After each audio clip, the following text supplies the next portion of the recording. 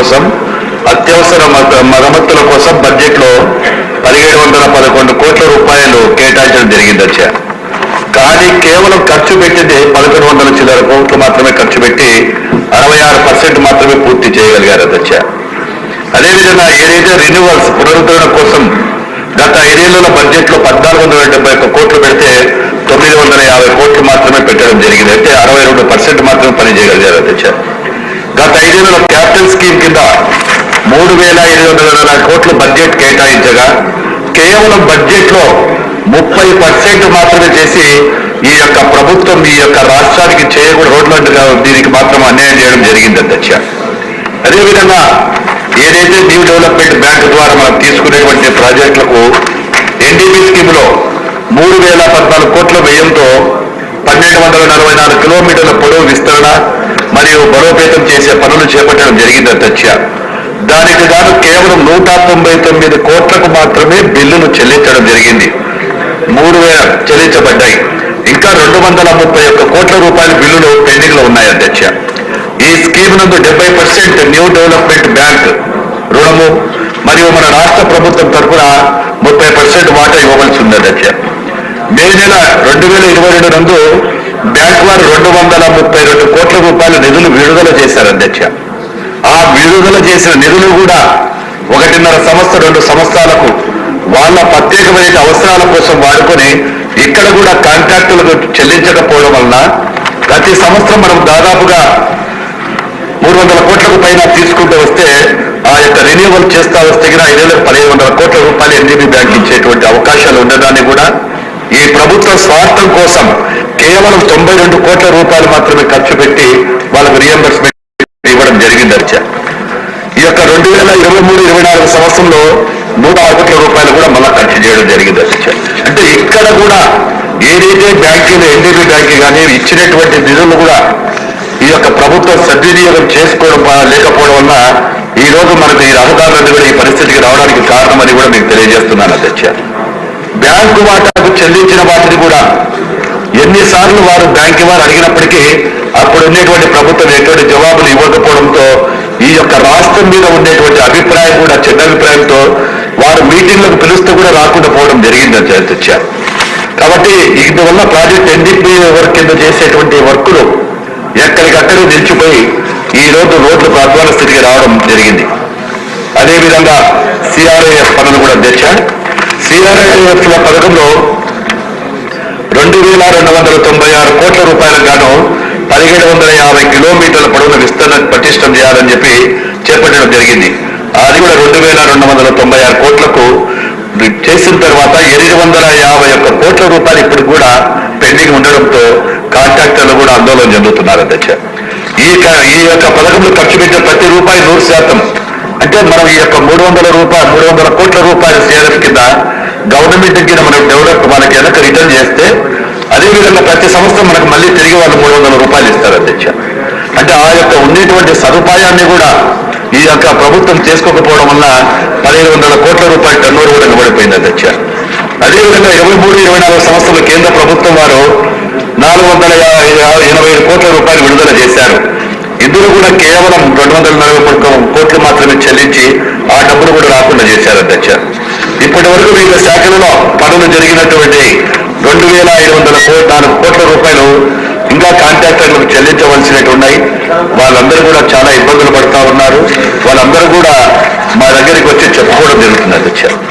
ఇక్కడ ఒక్కసారి తమ దృష్టికి మేము ఏం చేస్తామంటే అధ్యక్ష, గతంలో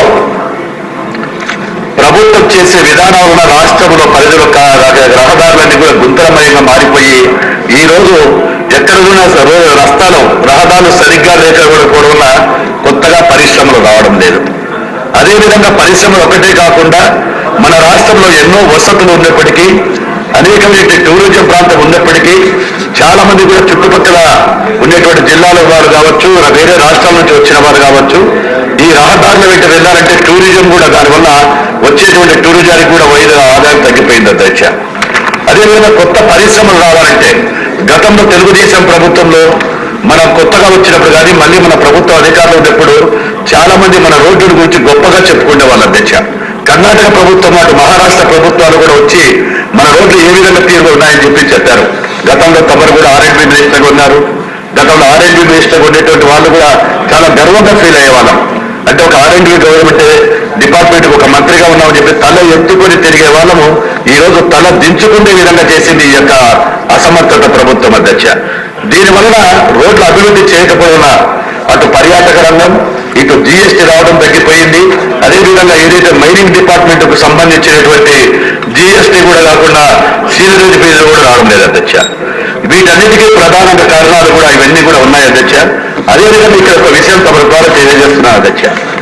ఏదైనా చేసినటువంటి రహదారులు కూడా గత ప్రభుత్వంలో ఆ ప్రభుత్వానికి సంబంధించిన ఏజెన్సీలు, వాళ్ళ బంధువులు, వారి స్నేహితులు, హితులు చేసినటువంటి అనేకమైనటువంటి వర్కులు కూడా కాంట్రాక్ట్ కూడా అటు ఎన్హెచ్లు కావచ్చు, స్టేట్ హైవేస్ కావచ్చు, లోకల్ కూడా అవన్నీ కూడా కేవలం 2 నెలలు 2 సంవత్సరాల రూపంలో దెబ్బతిన్నా కానీ అధికారులు ఏ రోజు కూడా చర్యలు తీసుకోలేదు.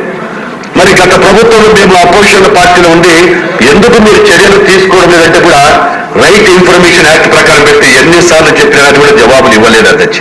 వీటన్నిటికీ కారణం ఏమంటే అక్కడ అవినీతి జరిగింది, ఆ యొక్క ఏజెన్సీలు అవినీతి చేశారు. ఆ ఏజెంట్లు కూడా డిఈలను ఏఈల పర్యవేక్షణ లేకుండా, ఎక్కడైనా డిఈలు ఏఈల పర్యవేక్షణ లేదు అధ్యక్ష. ఆ ఏజెన్సీల ద్వారా వాళ్ళని చేస్తే బెదిరించడం, మీ ట్రాన్స్ఫర్ చేస్తాము, మీకు ఏసీబీకి పట్టిస్తాము కాబట్టి మా యొక్క చేసేటువంటి, ఎందుకంటే అక్కడ ప్రభుత్వంలో ఉన్న ఏజెన్సీలు సొంతం మంత్రికి సంబంధించిన ఏజెన్సీలే, మంత్రి జీపీలు గవర్నమెంట్ ఆర్డర్ చేసుకునే ఏజెన్సీలే, వారి బంధువులే. ఆ విధంగా చేయడం వల్ల రహదారులు కూడా వేసిన రహదారులు నాణ్యత లేకపోయి ఈ రోజు నాణ్యత లేకుండా పోయి ఈ రోజు ఆ మంచి వేసిన రహదారులు కూడా కొట్టుకొని పోయినాయి అధ్యక్ష. చాలా మంది మా అధికారులు అడిగాను అధ్యక్ష, పార్ట్ హోల్స్ అంతా కూడా కంప్లీట్ చేయమన్నారు గౌరవ ముఖ్యమంత్రి ఆదేశాల మేరకు. మరి పార్ట్ హోల్స్ అనేటువంటి తయారు చేయమన్నప్పుడు 1-2 ఇంజనీర్లు చెప్పడం, సార్ పార్ట్ హోల్స్ ఉంటే మేము తయారు చేస్తాము, రోడ్లు లేకపోతే పార్ట్ హోల్స్ ఎక్కడి నుంచి వస్తాయంటున్నారు సార్. అక్కడ రోడ్లు లేవు, పార్ట్ హోల్స్ లేవు సార్. సార్ చెప్తున్నాం సార్.